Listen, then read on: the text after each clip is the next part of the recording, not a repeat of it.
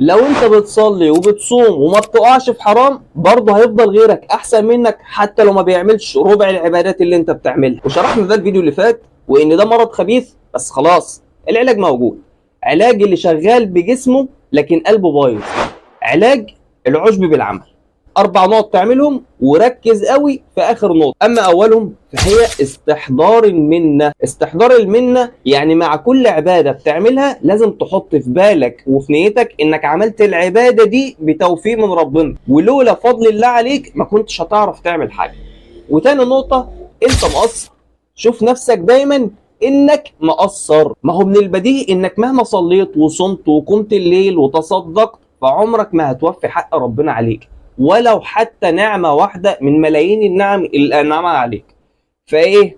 أنت مقصر. وده اللي بيجهزك لثالث نقطة، وهي إنك أوقات بتغلط، فافتكر ذلاتك وضعفك قصاد شهوتك، ودور في باطن أخلاقك وأكد لنفسك إنك مش سليم 100%. وده بيخليك تشوف عبادتك مش كفاية، وإنك لسه بتمارس عبادتك، فدي رحمة من ربنا وفضل منه عليه. وأما بقى آخر ورابع نقطة، وهي خوفك إن العمل ما يتقبلش أصلاً.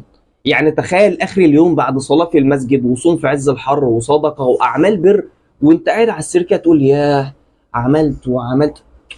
لا يابا، انت اولا ربنا وفقك، ثانيا انت ما عملتش حاجه، ثالثا انت وقعت في زلات، رابعا والاهم بعد ما تعمل عباده تخاف انها ما تتقبلش، فتخضع بكامل جوارحك وتخشع باعماق قلبك وتظهر المنه وتستحضر اخلاصك لله سبحانه وتعالى. بكده يبقى ده العلاج. عايزين بقى نحصن نفسنا.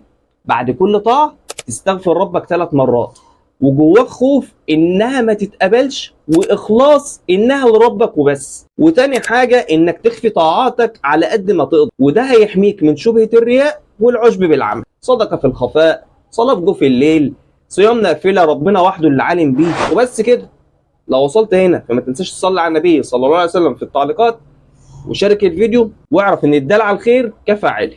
وافشي الصلاه على النبي صلى الله عليه وسلم. السلام عليكم ورحمه الله وبركاته.